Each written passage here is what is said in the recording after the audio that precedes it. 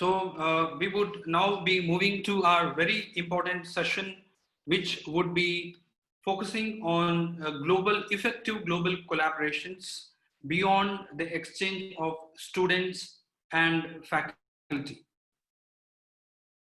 So before that, let me take you through, today we are at the mid of the second day of APAC Global Education and Skill Conclave, where top education thought leaders meet to catalyze the transformation, much needed transformation in education. We had an eventful day, day one yesterday, with participation from school leaders from across the country and beyond.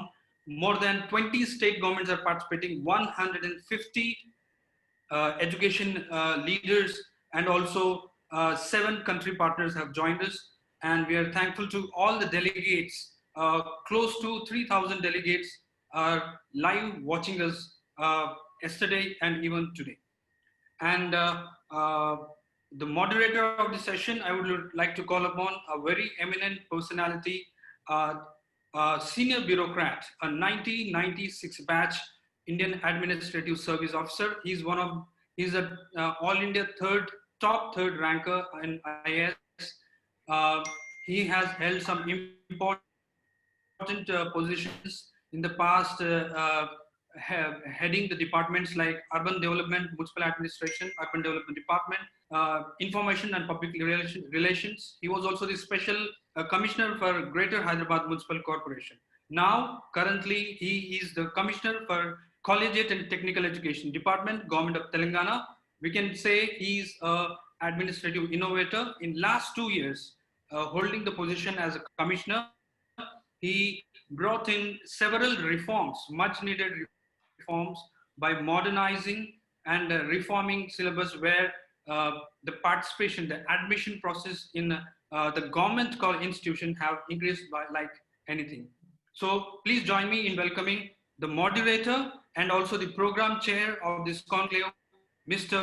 Navin Mittal, Commissioner, Collegiate and Technical Education Department, Government of Telangana. Welcome, Mr. Navin Mittal. Thank you, Sudhir, and very good afternoon to all my co-panelists and all the participants. It's been a great day, I would say. Right from morning, we have been deliberating on a number of issues, especially in the higher education sector. Yesterday was the school education track, and right now we are in a very, very distinguished panel consisting of dignitaries from all across the world. And this makes our online conference truly global, I would say. We have Mr. Andrew Fleming, who is the Deputy High Commissioner of Britain in Hyderabad. In fact, we keep meeting on various occasions, and I must say that he's very, very active in the various circles in Hyderabad, and especially he has got deep interest in the education sector and improving the ties between India and UK in the education sector. So welcome, Mr. Fleming, and we look forward to your address. We then have Mr. Mika Tirronen, who is the Counselor of Education and Science in the Embassy of Finland in India. In fact, Finland is a country which is recognized for its prowess in, especially in the technology and use of technology in the education sector. So we really look forward to your views on the panel discussion, and welcome, Mr. Tirronen. Then we have Miss Juliana Chidumu Somba Banda, who's the first Secretary of Trade and Investment in the High Commission of the Republic of Malawi in India. In fact, Malawi was also our partner in another conference, Global Education Conference, which we organized last year in Hyderabad. And we were deeply impressed by the presentation which was made by the Republic of Malawi at that time. And there is a huge amount of potential of collaboration between Africa and India, and especially Malawi, which has shown deep interest in the education sector in the country. So welcome, Ms. Juliana. We then have Mr. Sediqullah Sahar, who is the education attaché of the Embassy of Islamic Republic of Afghanistan in India. And we are all aware that the two countries have got deep partnership and long historical, cultural, educational, and people-to-people contact. In fact, in my personal experience, we have seen a number of students coming from Afghanistan to study in India. And there is a huge potential to this partnership in terms of improving people-to-people linkages in the field of education. So we really look forward to hearing your views on this topic, Mr. Sahar, and welcome to the panel. We also have Dr. Devanshu Patel, who is the president of Parul University. Parul University is a very well-known university who has built some good global partnerships. So we'll be very interested in hearing your experience and your views in forging important partnerships all across the world, Dr. Patel, and welcome to the panel. We also have Ms. Anwesha Majumder, who is the Chief Representative Officer of NUFFIC, which is Netherlands Education Support Office, NESO. And again, I would say India and Netherlands have got very deep partnership in various sectors, especially in the field of science and technology and education, and good trade linkages. So we look forward to hearing your views, Ms. Majumder, and welcome to the panel. We also have Dr. Maan Singh Sidhu with us, who is the acting country director, Innovation Norway in India, and the Science and Technology and Higher Education Counselor of the Royal Norwegian Embassy in New Delhi. As I was talking about Finland, Norway is another remarkable country which has taken a lot of lead globally, especially in the technology sector. And both countries have got, again, deep partnerships. So we are really privileged to have you, Mr. Sidhu, in the panel. And last but not the least, we have Dr. Akhil Shahni, who's the managing director of the Shahni Group. And we again really look forward to your views in forging global partnerships, which is the theme of our panel discussion is effective global collaborations, going beyond exchanging students, faculty, and programs. So it's basically how do you go beyond just exchanging students and faculty and the programs to forge better collaborations. As I was mentioning, most of the countries who are representative of these panels have forged some good people-to-people collaboration. So how do we go beyond that and improve our global partnerships and global collaborations? And I think we will be discussing on this topic. So back to you, Dr. Fleming, for your address. Okay, thank you very much, and good afternoon to fellow panelists and also everybody who is joining this this session. And thank you, Mr. Mittal, for your kind introduction. I'm looking forward to when we start meeting again on the Hyderabad social circuit. It's been a difficult few months, to say the least, but education is one of the sectors that nonetheless continues. I want to thank also the organisers for the invitation today. I'm delighted to speak about what I believe is one of the most exciting areas for the UK-India relationship. And I should express my gratitude and thanks to our friends from the British Council, who have input considerably to what they think I should be sharing under this title. I'm not sure that it entirely ticks the box, but nevertheless, I will do my best. And the British Council, for anybody who doesn't know, and I'm sure most people do, are the UK's leading agency on our education relationship with India. And they are working at so many different levels. which extend to government-to-government relationships, administering examinations of many kinds for students that are looking to proceed to international studies. So I'll talk about some of what they have to say, and also some about my department. My department is now the Foreign, Commonwealth and Development Office, since the former Foreign and Commonwealth Office and the Department for International Development merged. And I think it's right to say both those departments have a strong interest and focus on the education sector too. If I may, first of all, I think I'd like to reflect on the year prior to COVID, because within this period, I was absolutely delighted to welcome at least 30 different vice-chancellors from prominent British universities to Hyderabad. These visits happened in partnership with the British Council, who organised a very large mission to help the vice-chancellors understand the education ecosystem here in Telangana. Also, another delegation organised by the UK-India Business Council.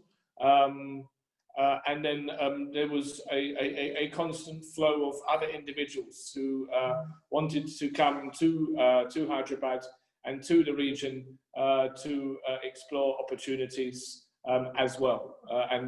If I hear of anybody being here, or if they reach out to me, of course, I'm always happy to meet them and help them with their connections. And let me say, almost without exception, these visits collectively generated so much interest. And I think, were it not for the pandemic, a lot of the leads that were established then and explored in the time of the collaborations with the universities would have been taken further. More research opportunities would have been developed, and there we are. But that isn't to say that nothing was done, which I will come on to.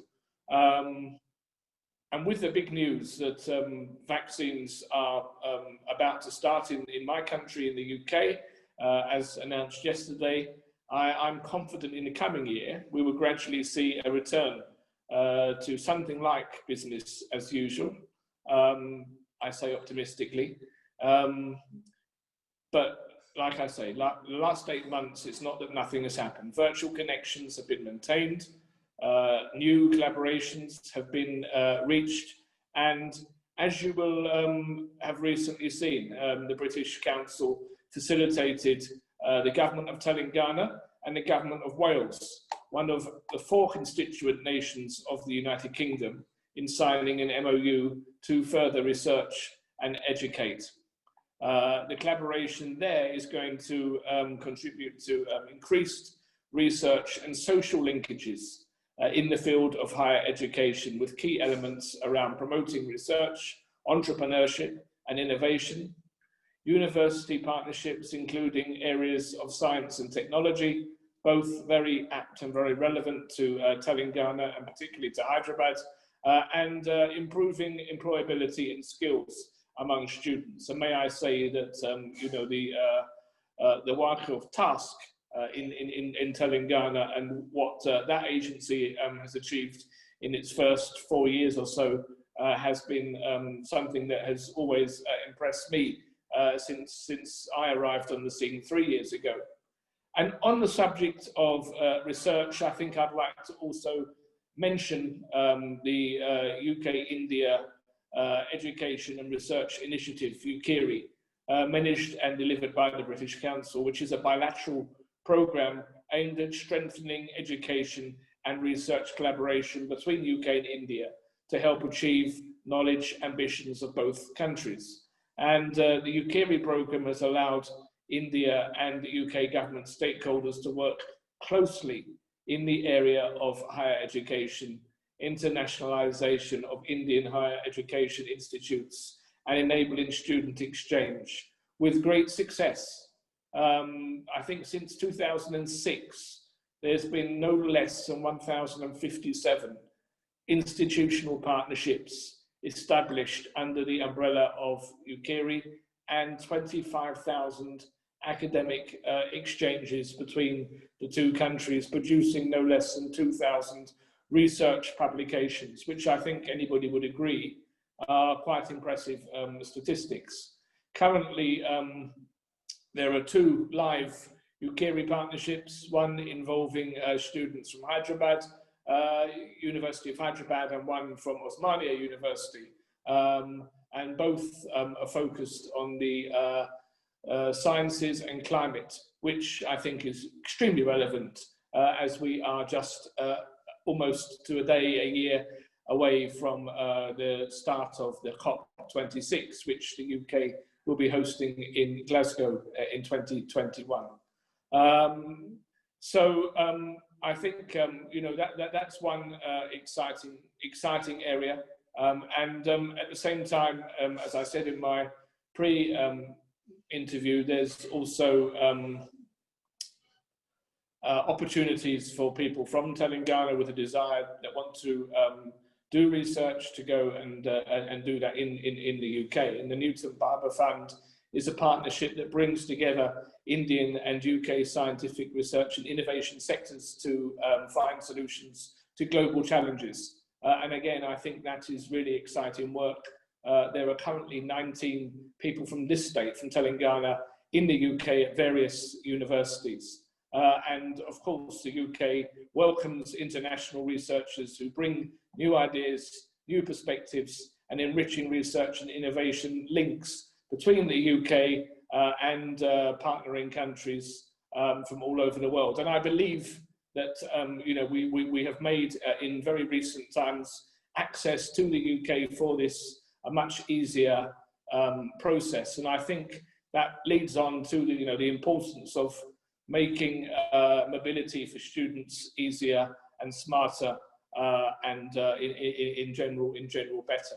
I'm happy to say that from our point of view, we have seen something in the region of 160,000 Indian students choose to come to the UK over the past decade.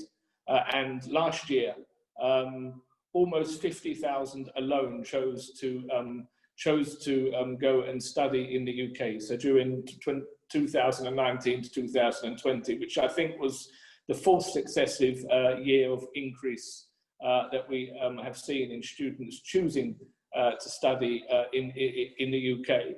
And with 3 of the top 10 universities in the world and another 11 in the top 100, you know, I think those people have made a very smart choice. But in terms of that process, you know, I would just flag that I feel the British Council are very much a one-stop shop that can help anybody who's thinking about those options and the range of possibilities that exist. I don't want to say too much more on that, but I do briefly want to mention other scholarship opportunities that exist, of which I think the Achieving Programme, which the UK runs, is one of the most exciting. It's certainly our flagship programme as a Foreign, Commonwealth and Development Office.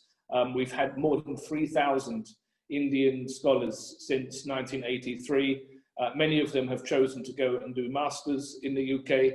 We have 2 scholars, again, from the region currently in the UK studying masters, 2 last year, and we have an increasingly growing and vibrant community of Achieving scholars here in Hyderabad who meet up periodically, including some of your colleagues like Jayesh Ranjan and Arvind Kumar, who studied not on the full program, but on some of the fellowship offerings that also come under that bracket. So that is there, and we also have great scholarships, which is another brand, other scholarships, which I will always be promoting through our UK in Hyderabad and Andrew 007 UK Twitter handles as and when they come up. I would love to see more engagement in these opportunities from this region. I think the region is underrepresented in this, and perhaps that's because the word is still not getting out as strongly and as effectively as it might. And the last thing I want to briefly touch on is EdTech, because particularly in this pandemic, I think we are seeing a rapid growth in EdTech and its relevance and in importance. And although I talk about returning to normality, things will never be the same post this pandemic. And the amount of online learning, etc., I feel is going to undoubtedly increase, because people have discovered over these months, about doing things differently. In some things, doing things differently has even resulted in doing things better. And there's a vast range of EdTech offerings out there, and I'm very happy that in the Hyderabad office, I have one colleague who is leading a pilot to develop whether or not there are opportunities in that sector to really build a bigger program of work between the UK and India over future years. And he's at an advanced stage of that work. So I'm quite optimistic that there are exciting opportunities there which can really help at least some people who have been caught out in what has been a difficult situation. Now, you asked me to speak for 12 minutes, and 12 minutes are up. So I will stop and keep the time, because I know you're running a little bit late already. I look forward to hearing from some of the other panel members, but I may have to drop off at a certain point. But thank you very much. Thank you, Dr. Fleming. I would say that was a very comprehensive overview of the entire gamut of UK-India partnership, and you stuck to the time limit of 12 minutes. I've been a personal witness of the strength of this partnership and our close contact between the British High Commission and the government and the British Council. I would say has really resulted in some very deep and strong partnerships.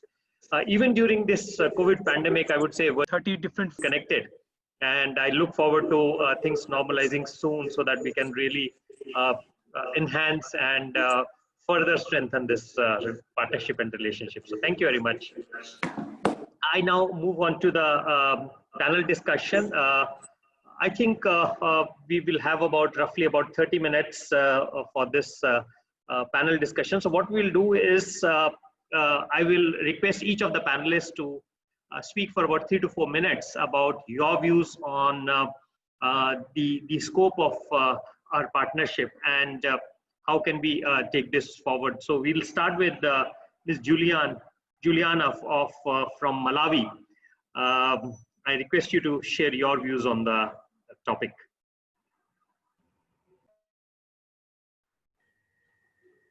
Hello, everyone. I'm hoping you can hear me. Yeah. Okay. So thank you so much. It's my pleasure to be with you at this moment and to share our views regarding the Global Education Summit and what we feel is what ought to be done in terms of fostering education and exchange between countries and within countries. So when I was looking at it, I was very much fascinated, especially by the topic of our discussion, which says effective global collaborations that goes beyond exchanging students as well as faculties or programs, because that is what has been the main ingredient when it comes to global education collaborations. But then again, when you look at the year 2020, I think it has been a wake-up call for all of us in different aspects, from my country, Malawi, as well as from all other countries in the world. 2020 has been a spinner, has been a teacher beyond our classroom. The most effective learnings that we have taken from 2020 has been adapting to change. And sometimes change comes in a way that we least expect. And this is just what happened in 2020, where life has to go on, education has to go on, but then the question becomes how? How do we proceed when there are so much restrictions and so much danger in terms of our livelihood? So that brought me to say, this is also an opportunity for us where we are learning that we can do without the four walls we are learning that we can continue to do the things we've done without the physical contact. At the same time, we can still progress having to travel anywhere. So that also brings opportunity to us in terms of exchanging from shifting from our traditional mode of deliveries of our education systems to virtual platforms. So if an education system which was not developed before in terms of virtual platforms and virtual syllabuses, 2020 has challenged all of us to that it's not about bringing people from Malawi to come to India or from India to come to Malawi. It's about all of us being in the vicinity of where we are and still be able to exchange and collaborate. And that brings us to the next mantra, which is, so what could be the mantra that can come? I came up with something and I thought it should be education beyond borders, where borders don't mind, nothing matters, but we are still progressing, we're still collaborating, we're still exchanging, and we're still interacting. And so some of the best practices that I thought I must talk about is number one, is to look into a tailor-made programs and syllabuses that seem to solve the problems of particular countries. Because I keep saying this, that as much as we are here, we're together, but we have different problems, we have different challenges. And at the same time, we are presented with different opportunities. So if we want to collaborate, which means we must also be open to understand what are the challenges that are within Malawi? What are the opportunities that are within Malawi? What is it that within us that we can offer to the next country or to the next partner? Or what is it that my partner has that could be of use to me without the borders, without the, the movements? So that is something that I thought would drive the mantra for now. And at the same time, for the countries that are challenged in terms of adapting to the new world order, is to step up. We have no choice. We have to step up, bring up our infrastructure for virtual platforms, engage ourselves and uplift ourselves to be able to adopt to the new technologies and adapt to the new world order. So for me, it's something that I've taken as a positive push, which has come so strong that we have no choice but to embrace it and to run with it. Thank you so much. Thank you, Ms. Juliana. I think you very rightly said that we are moving and we have to move into this education without borders world. And as you rightly said, partnerships are mutually beneficial. I think when we have partnerships, 1 + 1 is definitely greater than 2. So thank you very much for your thoughts. I will now move on to Mr. Sahar. So your views on this topic, Mr. Sahar. A very warm good afternoon to everyone. First of all, it's my pleasure to be part of this conclave too virtually, and I would like to congratulate the government of Telangana for organizing this event. I will just start with brief information about the Afghanistan education system, and then later on move to further aspects which are under this theme of this session. As you know, the Afghanistan development of Afghanistan in the human resource has its challenges and successes. The education system in Afghanistan is managed by 3 different organizations. One is Ministry of Education, which manage the schooling education from 1st grade till 12th grade.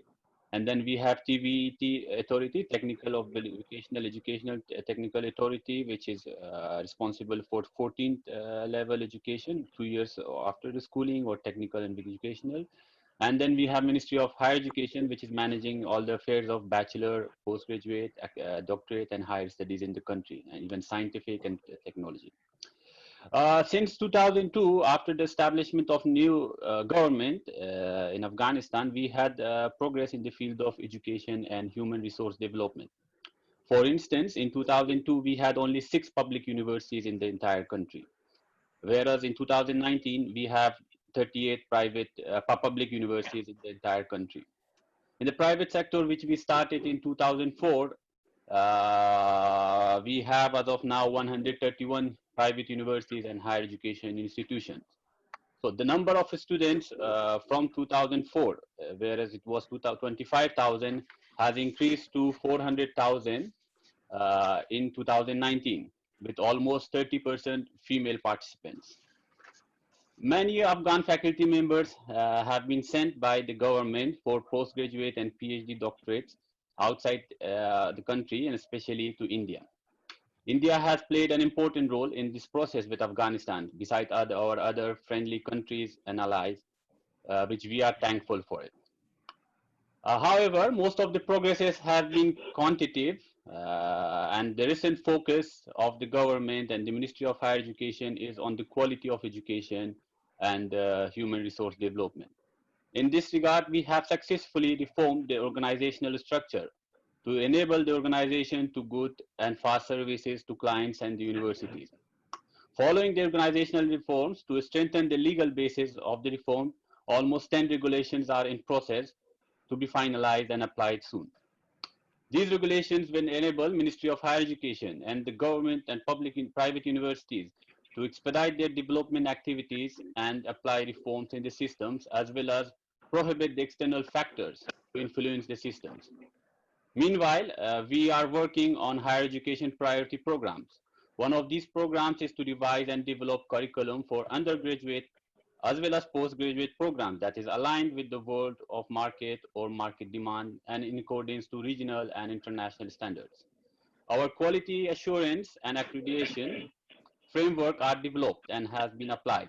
As of now, 6 public universities got their academic accreditation nationally, and efforts are to cover all the universities under the quality assurance and accreditation process and enable them to synergize their academic activities to ensure quality graduates are produced by these universities and sound systems are applied. Another major point for us is strengthening research activities and establishment of international journals in various disciplines, which is a priority for the Ministry of Higher Education of Afghanistan. We are doing huge investments on physical infrastructure developments for our universities. In almost all 34 provinces of Afghanistan, we have one higher education institution at least, but we still have to build many buildings, infrastructure to accommodate the need of students, teachers, and administrative staffs. And also the e-learning and distance learning project, which will help our education system to reach to the unreached parts of the country, is also on the focus, and we look forward to provide quality education to the remote and regional areas. But one of the main challenges is the internet connectivity and the cost of internet. So still working on it, the government. Ladies and gentlemen, as you know, Afghanistan and India relation goes back to millennia, and we share deep-rooted cultural commonalities. India's contribution in rebuilding of Afghanistan in the last 18 years is immensely appreciated and acknowledged by every Afghan. Whereas India has been the 5th largest bilateral donor in the world, but overall its outcome and effects are very much tangible. India has played a pivotal role in rebuilding of Afghanistan by providing aids and assistance for the past 18 years, specifically in building institutional capacity and human resource assistance for Afghanistan by offering thousands of scholarships annually in various disciplines. I would like to thank the Indian government for its continuous support in the field of human resource development as well as science and technology advancement with Afghanistan. Ladies and gentlemen, in the past 18 years, more than 60,000 Afghans have graduated from Indian universities in different disciplines. And as of now, Indian universities and institutions are hosting more than 13,000 students, whereas more than 1,000 of them are in the Telangana-based institutions.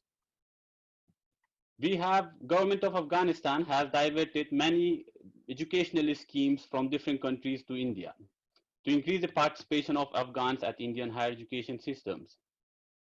because we believe, being besides the cultural ambassadors of Afghanistan, we see them as a big force to bring positive transformation and development, change in the development of Afghanistan and in large in region. I would like to use this platform to congratulate the Government of India, Ministry of Education, and all other stakeholders of National Education Policy 2020, which we believe for sure will bring positive transformational reforms in the school and higher education system of India, which we believe that many Afghans will be directly benefiting from it.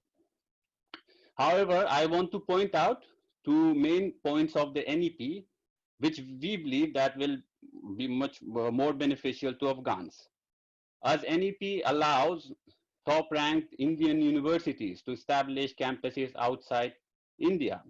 So Afghanistan government look forward and welcomes this initiative to establish campuses of Indian universities in Afghanistan, where thousands of youths can be benefit from this and quality education, to get a quality education. And as well as that NEP, which allows the top-ranked world-class universities to establish campuses in India, whereas hundreds and thousands of Afghans who look to study in Europe and American universities can be enrolled in India and get that quality education and degree. For your information, we have signed an MOU in March 2019 between Ministry of Higher Education and Ministry of HRD, formerly Ministry of HRD, now Ministry of Education, for academic collaborations at all levels. And we have established joint master programs between top 6 Indian premier institutions, 5 IITs and Jamia Millia Islamia, and 6 zonal universities in Afghanistan, whereas they are helping in developing different courses based on the regions of the Afghanistan. And we believe that such kind of collaborations will help in resolving all our common problems, such as eradication of poverty, bringing peace building, minimizing corruptions, declining crime, and overall helping in smooth development of the country and the region. Thank you very much.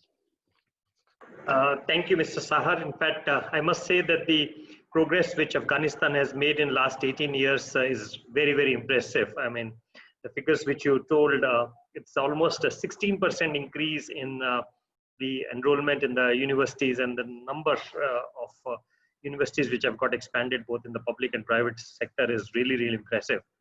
I really am of confident that the relationship between India and Afghanistan is very, very strong, as you rightly said, over a millennia.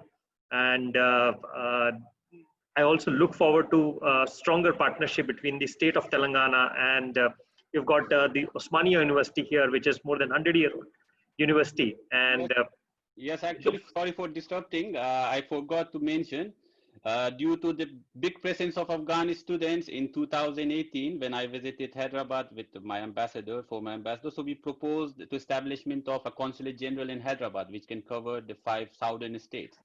And fortunately, in December, we inaugurated, and it is currently active, but due to COVID restriction, still the activities are not at the level which we want. So we look forward, because one of the main aims of establishment of this Consulate General in Hyderabad was to revive those cultural and trade relations that we have, as well as to reach out to our students in the southern states of India, specifically Telangana, which is the IT city and IT hub, where these students can learn quality education and modern education and can serve back to their country and region. Thank you. I really look forward to strengthening university to university tie-up also between our universities here and universities in Afghanistan, Mr. Sahar. So thank you very much. I now move to Dr. Diwanshu Patel. Dr. Patel, you are the president of the Parul University. It's a very well-known university having some very strong global partnerships. So what are your views about how we are doing, and what are the potentials in the future, and how to strengthen these global collaborations?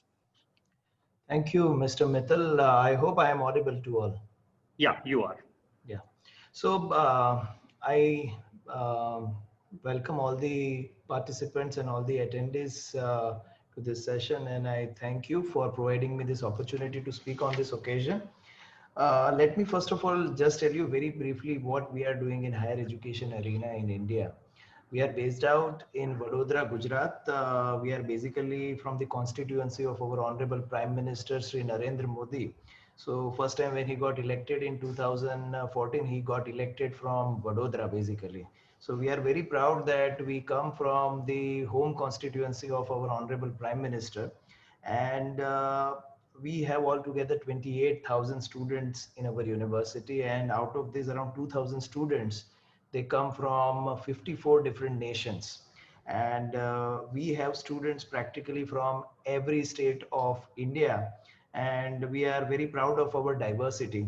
And we are highly promoting the mission of our Honorable Prime Minister of Study in India and our Honorable Chief Minister Sri Vijay Rupani ji to study in Gujarat, to help the state develop with global and national collaborations. Now, since the topic is highly restrictive, my suggestions are also very restrictive, because the topic says that delivering effective global collaboration beyond exchanging students, faculties, and programs. So you are talking something unconventional, not conventional things which you are looking from the panelist. So see, there is a very famous saying in English that necessity is mother of all invention.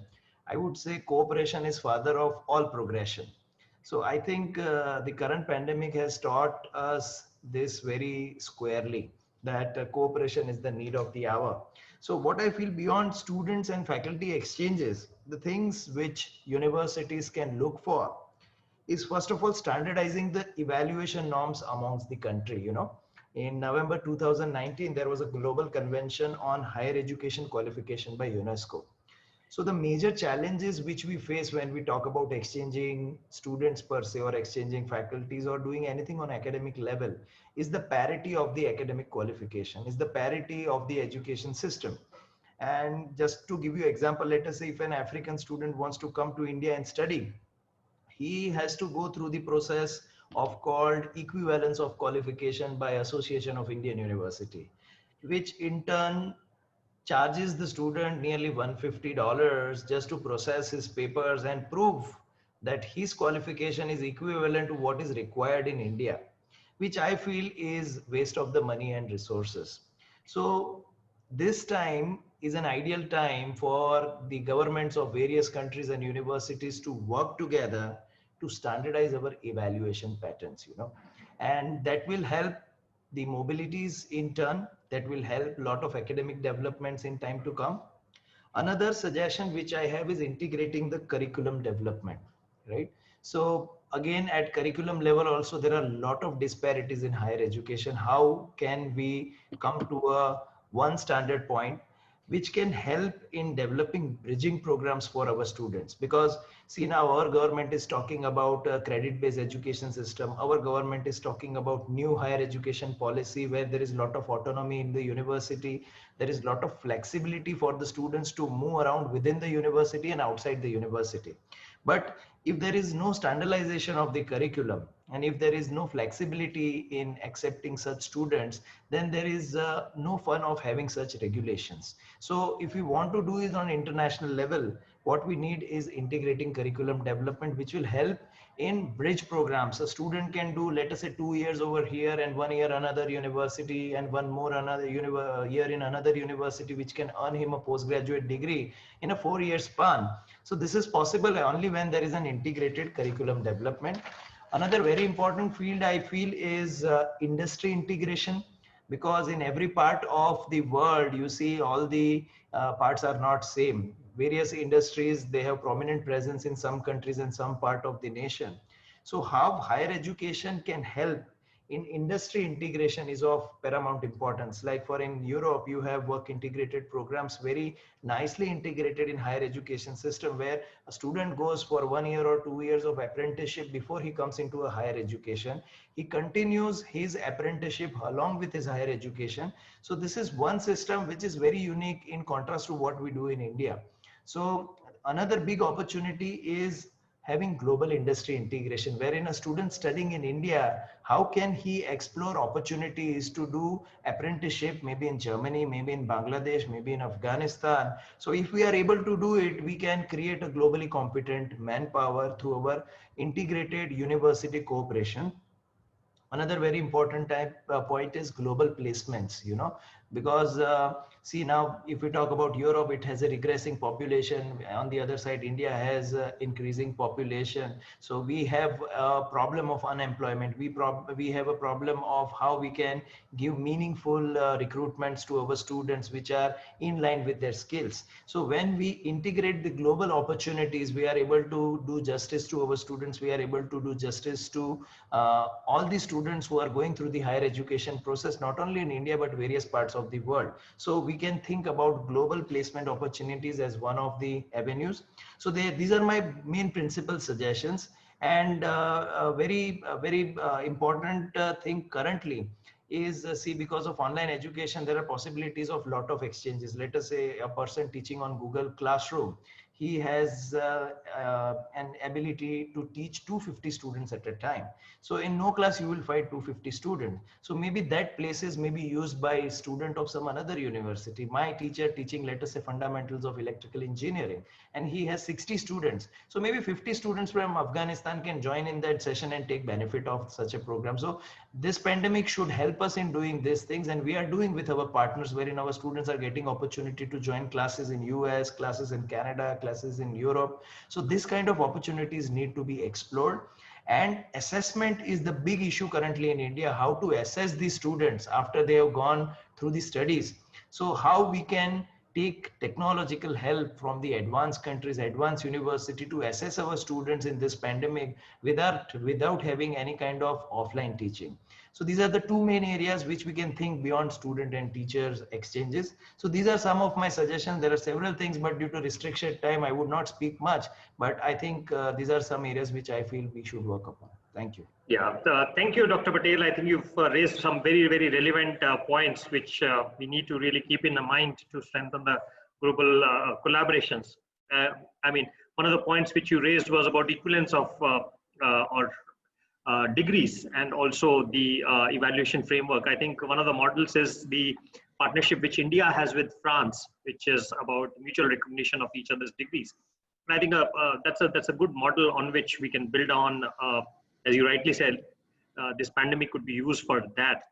You also talked about apprenticeship, and I would like to also give an example from the state of Telangana, which we have done with an Austrian MNC based in Hyderabad. We have collaborated with this company with our polytechnics. So what we do is, the Polytechnic diploma is a 3-year program. So 2 years are in the Polytechnic, and the final year, the students go to the industry, and they have a blended program, which is the basic training within the company, as well as their course curriculum they do within that. And then there's followed by 1 more year, which is advanced training. So which is actually a modification of the apprenticeship program which happens in Germany and Austria, and this is also being collaborated with CIA. So we thought that this is one model which can be actually floated around in our country to make this apprenticeship a success in India. Some of the countries all over the world have done. So thank you for your thoughts. I now move on to Miss Anwesha Majumder, who is the Chief Representative Officer of Netherlands Education Support Office. So your thoughts on this topic, Ms. Majumder. Thank you, Mr. Mittal. Just before I share my thoughts, how much time do I have so that I don't overshoot the time limit? About let's say 4 minutes. Okay, great, good to know. So briefly, before I introduce myself, I'm really thankful to the organizer, the government of Telangana and APAC for organizing this Global Education Conclave, and for inviting my organization. My organization is NUFFIC, NESO India. NESO stands for what you mentioned, sir, Netherlands Education Support Office. NUFFIC, my head office is in The Hague, and we are primarily funded by the Dutch Ministry of Higher Education. So my counterparts would be British Council Dard campus, France. Now, this topic is really interesting because we are doing some work around this. But before I dive deep into this topic, just the thought that comes to my mind is, broadly speaking, an education should be something that enables our future generations to stand up and act for causes they believe in, and also to develop a deeper understanding of the world we all live in. I feel that this could be only taught through multiple perspectives. So fostering this culture of collaboration across borders is really the foundation of international education. And many of the speakers also shared, how this COVID has really made us, challenge ourselves, get out of the comfort zone. And this is what pretty much the Indian and the Dutch government together are working on. And I truly feel that if students develop an international, open-minded and progressive social mindset, it generally follows through in their careers and life in general. And the reason why I say this is because a lot of emphasis is being given on incorporating SDGs for international collaboration. And how are we doing this? If you move to the next slide.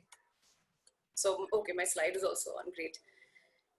So this is just a number to give you an idea. The pre-COVID, there were 3,209 Indian students studying in the Netherlands, which was almost like 113% increase. Now if the numbers are really small in terms of other countries such as UK or US, but Netherlands in general is a very small country, as you know. So we are not really looking, running after numbers. We are looking after quality. But COVID has really changed that, because as this topic also mentions, there's going to be travel restriction, there's going to be flight availability, flight issues, air tickets, health issues. So traveling mobility is going to be something which needs to be talked about, and how alternatives can be discussed. If you move on to the next slide. So in Europe, there is a great conversation going around this Greta Thunberg effect on higher education. And yeah, I mean, we all know she's a Swedish, environmental activist. But what does it mean in terms of higher education? It essentially means, if you move on to the next slide, sir. It basically gives you an overview that how on the right-hand side is a healthy earth. That is how our earth should essentially look like. But on the left hand side is the healthy earth, and on the right hand side is how we have our current foundation, which is really the small part of the entire pyramid, how we are standing. And that needs to be the focus area, how we are really educating our students, our children, to really focus on the environment. How that is being incorporated in the higher education curriculum is a discussion that is really going on in Europe, and particularly in Netherlands. And now to give you an idea, if you move on to the next slide, in the Netherlands, the Dutch University Association, can we move to the next slide, please?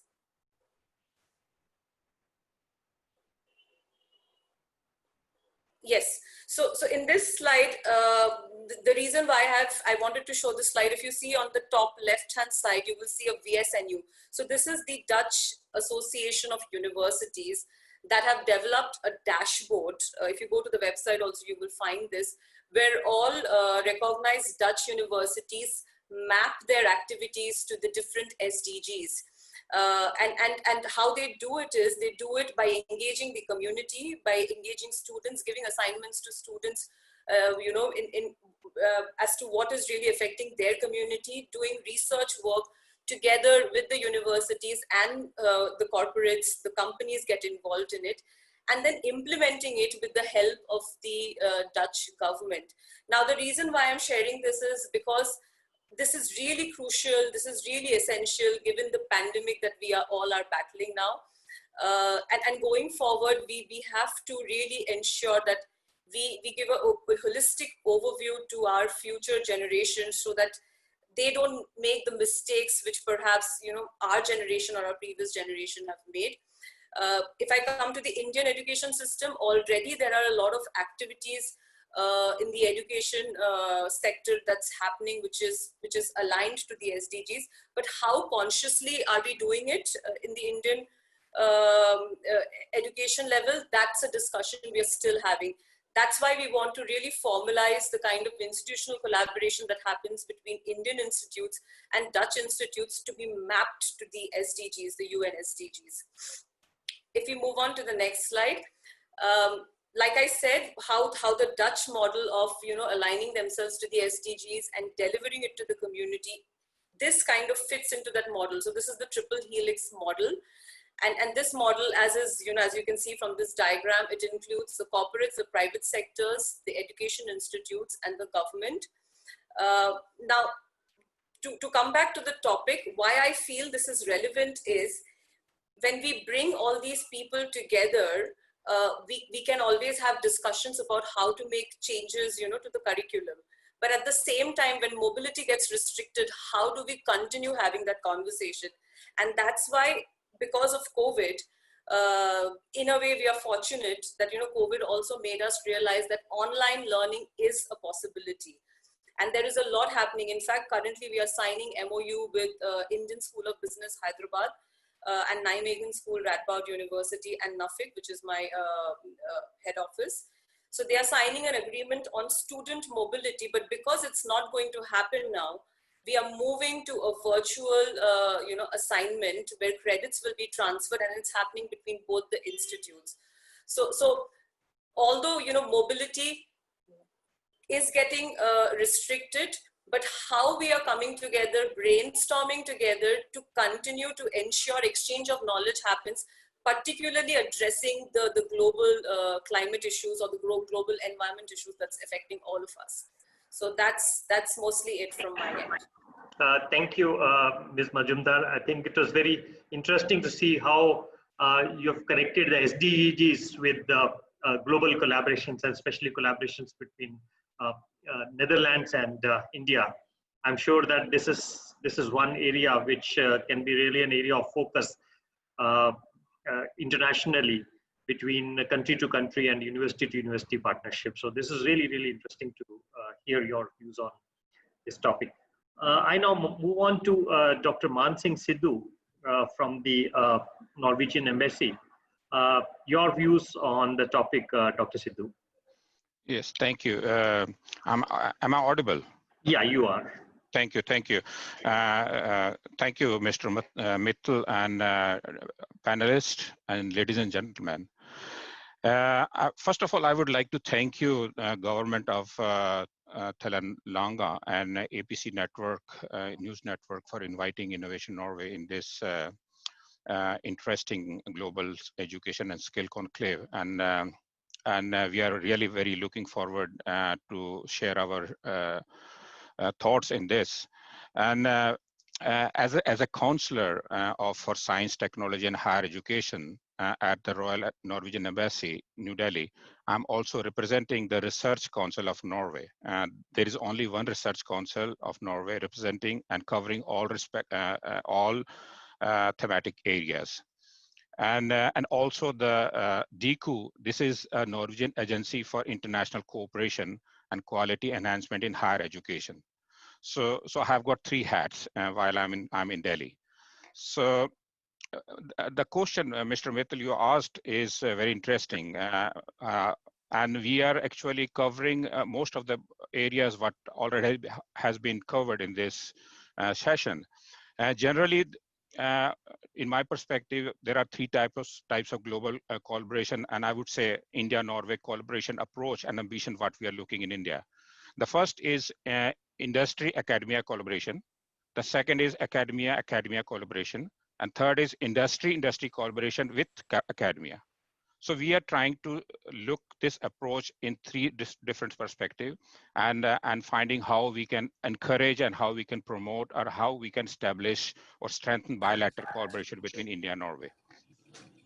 So collaboration between industry and academia world is always has been important for Norway, but I would say it is a complex topic. And finding how we can encourage and how we can promote or how we... there is some echo. Yeah, it's okay. It's okay now. Okay. Okay, the collaboration between the industry and academia world has been very important for Norway, but I would say it is a complex topic, and we are trying to find some good solution with Indian ministries and Indian industries and agencies. And we need to promote together with industry policymakers, Indian policymakers, and funding agencies as well.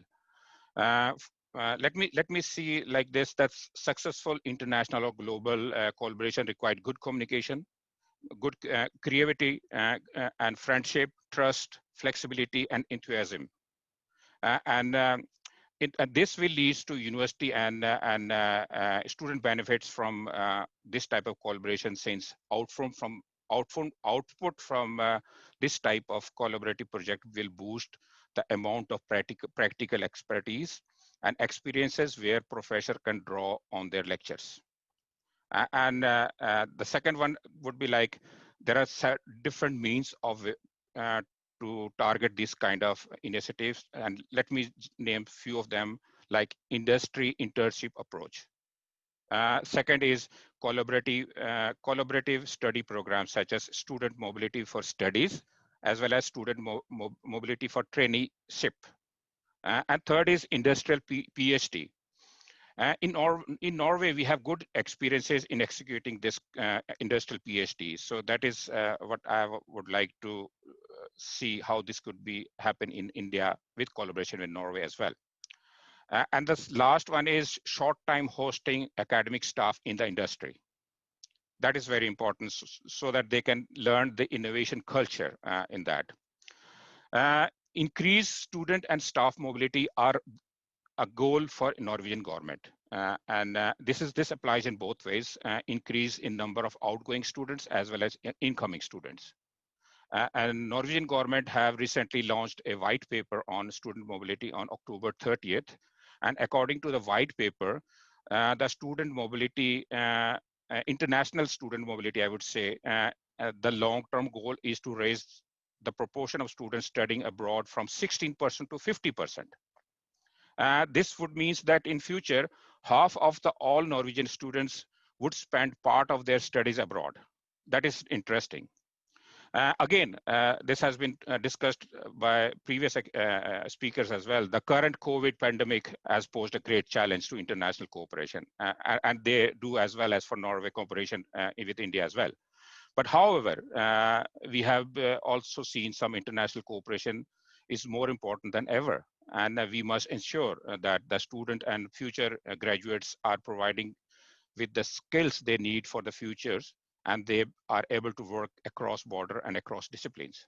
We are very open to move forward with the collaboration approach between Norway and India during and beyond COVID pandemic. And we remain hopeful that we will be able to welcome and exchange students in the spring semester in 2021. The second topic I would like to emphasize is capacity building. Network is major dimension of capacity building. Research and institutions can be encouraged to establish working relationship in different ways, depending on program and priorities of individuals. The first is networking, linking multiple scientific domains. The second is institutional networks beyond the academic spheres. And third one is linkage across geographical boundaries, that is international relationship, what is we are talking about. I will not go in details, but recently we have got two existing Norwegian strategies to strengthen India-Norway collaboration. One is Norway-India 2030, and the priority area in that strategy is the cooperation on research and higher education. And being important in itself, it is also a tool to support other priority areas in that strategy. Another important strategy is a Paranoma strategy, which was launched in 2015 by the Norwegian government. The strategy for this this includes the cooperation between India and 6 other strategic countries within higher education and research. And a new and renewable of existing Paranoma strategy will be launched by end of this year, which will be extending from 2021 to 2027. This will be my mirroring program period for Horizon Europe and Erasmus Plus. Yes. And the third one I would like to emphasize is higher education, research and business cooperation. We have got Indo-Noor program that works to strengthen Indo-Norwegian research cooperation and promote research funding cooperation between Norway and India. And this funding comes from the Research Council of Norway. Let me say one thing also in this topic, that during the year of 2015 and 18, the University Grant Commission and DIKU, the Norwegian Agency for International Cooperation, they have co-developed and co-financed Indo-Norwegian Cooperation Program. And currently there are 35 projects running in India and Norway. And we see that these projects between India and Norway are within various disciplines areas, from social science, medicine, health, natural science, engineering, and so on. And currently, there is a call for funding for the application open for, that is called Utforsk. And the overall aim for this Utforsk call is to strengthen higher education for sustainable future, supporting the international partnership between higher education and relevant countries, including India. And the deadline for this call is 1st of February.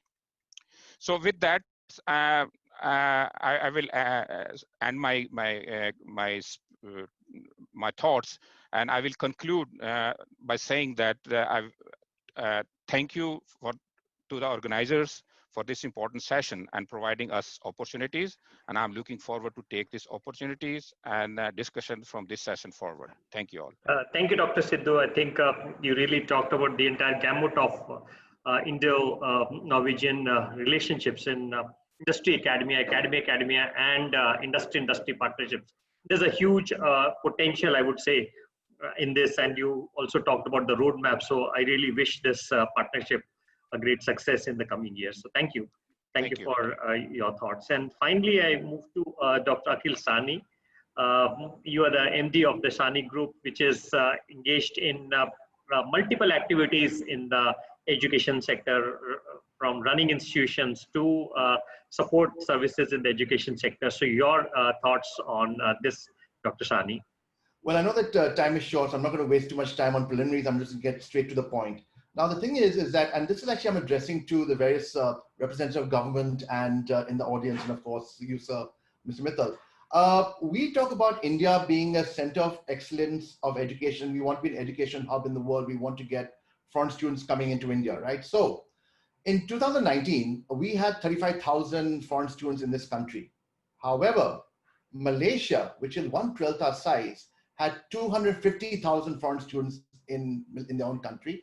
And these are students not just from, let's say, Asia itself, they got students from Europe and other parts of the world, from the developing world. Why is Malaysia such a hotbed for education? The 12th most desirable place to study in the world is Malaysia. And again, there are just some things that the Malaysian government has done, which is something that we can do in this country without much cost, without much pain, right? Starting point. The Malaysian government has one centralized Malaysian qualifications model, which basically comes up with, it's modeled on the European Bologna Accord. All the European countries came up with something called the Bologna Accord, which means that a French qualification is recognized in Germany. Even the credit that you study in France is recognized in Italy, and that works very well across the EU. Malaysia just took that, cut and pasted, and brought it into their own country, and they're allowed to now recognize qualifications across various countries. Secondly, if you studied, let's say, 1 year in, let's say, France, you can immediately study the second year in Malaysia by transferring credit. So Malaysia has done that very well. They have one qualification body, standardized, which is of a global standard. In India, of course, we have AIU, we have UGC, we have AICT, all due respect to the NEP that was announced with a higher education body, but I do not see us moving towards that standard yet. We need to standardize our framework to ensure that a student who has studied at least 1 year anywhere abroad is able to move into the second year of college here without any going to AIU and asking for accreditation. Number two, and this is very important, this is talking about, let's say, opening up the country to competition. The thing is that, if you remember, before 1991, we were a very, very secluded country. We opened up every industry to international competition. Today, you have the sort of automobiles you have are fantastic. You have Starbucks, you have huge number of international companies in India, and all the local companies have had to sort of build up their capabilities and sort of get up to the speed of competition to make sure that they provide the best quality services. Therefore, Indian cars are now the same as any other international car because they're foreign companies from foreign car companies in India. India is one of the last few countries which don't allow foreign universities to come in. Malaysia has done that. Malaysia has got around 12 universities from Australia, from the UK, from other parts of the world, and they've come into Malaysia to actually offer courses to their students. That has forced the Malaysian local universities to start upping their game and making sure they provide the same international quality education that the local universities, those foreign universities, provide. Because with the fact that there's a British university in Malaysia, a British student can come in from the UK and study at Malaysia at 1/3 the cost. So therefore, immediately that internationalization automatically happens, and that also forces local players to make sure they come up with an international education standard. So the second thing we need to do in India is, instead of just talking about it, frankly, all due respect, the top 50 universities will not come into this country because they have other reasons. However, you start opening yourself to private quality universities from other countries coming into India, I think we actually will make sure the overall education model be better. Local universities will start getting more and more focus on the international market, and the Indian student will benefit overall as a consumer. The third thing, Malaysia has, as part of that, we have a very rote learning method of education, as we all know. It's an exam driven. Malaysia has come up with an integrated CGPA process where they are analyzing their students based on 8 parameters. That means not just on academia, they're assessing them on leadership, on social consciousness, on various other parameters, also employability. Because they're assessing these students on these 8 parameters, which go beyond academic scores, all universities have had to make sure that they assess these students and train them on these 8 parameters. Malaysia has proactively got universities to collaborate with companies and allowed degrees where, let's say, the student studies for 1 year in the universities, works 1 year internship in a company, and then the 3rd year he comes back to university. That's called a sandwich course. I think it's getting popular in the UK as well. The thing is that that's those sort of hybrid models where the student works and also studies along with companies make sense. And that is proactively promoted by the government. So frankly, these 3 things about standardizing the international framework, getting foreign universities to come in, and also assessing students across standards beyond academia is something that Malaysia has done and has got international students coming in many numbers. One more point, we talk about vocational education. The countries that have done very well in vocational education are Switzerland, Germany, and Australia, mainly because they have imposed vocational standards for any job. In Malaysia, in Germany, if you are going to be a truck driver, you have to be a certified truck driver. If you're going to be an electrician, you have to be a certified electrician to work in that country. In India, we just have NSDC, all due respect, there's no imposition of standards of skills in India. So therefore, what happens is that a company says, I don't mind spending less for an unqualified electrician instead of me paying for a certified electrician. If we start imposing vocational standards in this country to ensure that companies hire people with these standards vocations, like they've done in Australia, in Switzerland, and in Germany, we actually will develop a strong skills model in India and make sure there's integration between the vocational system and the academic system, and making sure that people have choices in both ways. That's the 4 points I'd like to make very short and sweet. Thank you, Dr. Sani. I think that's a very good note to end on. You brilliantly captured the key elements which are needed for internationalization of Indian education system. So I think those 4 points, if we can really implement in our country, would really help to achieve the full potential of our education system for the international students. So I thank all my panelists. It's been a really an interesting session, and some great thought-provoking discussion we've had, and good roadmap to go forward. So back to you, Sudhir. Thank you very much, sir. Mr. Navin Mittal, Commissioner for Collegiate and Technical Education Department, Government of Telangana.